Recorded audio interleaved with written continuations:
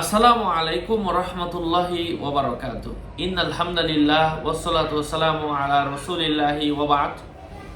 আজকে আমরা এই ভিডিওতে আলোচনা করব স্বপ্নে বাগান দেখলে কি হয়। ইবনে সিরিন সহ স্বপ্নের বিষয়ে অভিজ্ঞ আলেমগণ কি জানিয়েছেন। আলোচনা বুঝতে সাথেই থাকবেন। এখনও যারা চ্যানেলটি সাবস্ক্রাইব করেননি সাবস্ক্রাইব করতে ভুলবেন না। আমি এই বিষয়টা নিয়ে আজকে বিস্তারিত আলোচনা করব। এই বিষয়ে হয়তো আপনারা আমার আরও ভিডিও দেখেছেন, ইনশাল্লাহ ভিডিওগুলো দেখবেন, উপকৃত হতে পারবেন। স্বপ্নে বাগান দেখা এর অর্থ হচ্ছে বাগান যদি সবুজ শ্যামল হতে দেখেন, নিজের চেহারার উজ্জ্বলতা বৃদ্ধি হবে, সে নিজে ধর্মীয় ব্যাপারে আরও জ্ঞানী হতে চাইবে। রাসূল সাল্লাল্লাহু আলাইহি ওয়াসাল্লাম এমনই ব্যাখ্যা করেছিলেন। কখনো ইসলামের ফজিলত সমূহ স্থান, জিকিরের মজলিস, সালাফে সালেহিনদের কবর।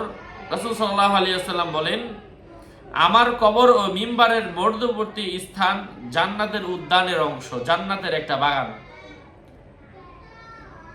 তিনি আরো বলেন, কবর জান্নাতের উদ্যান সমূহের একটি বাগান কিংবা জান্নাতের গর্ত সমূহ থেকে একটি গর্ত।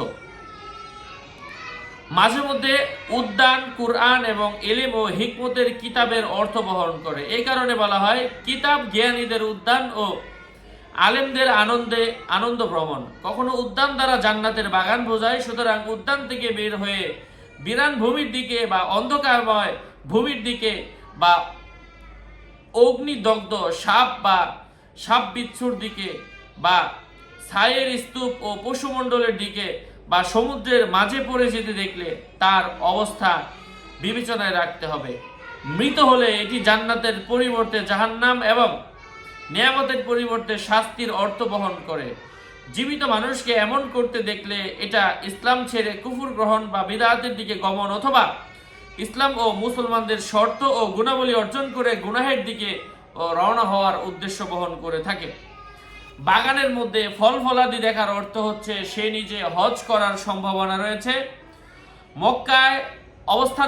মক্কায় থাকাকালীন অবস্থায় স্বপ্নে রাসূল পাক সাল্লাল্লাহু আলাইহি ওয়াসাল্লামকে দেখলে তার মনের আশা পূরণ হবে।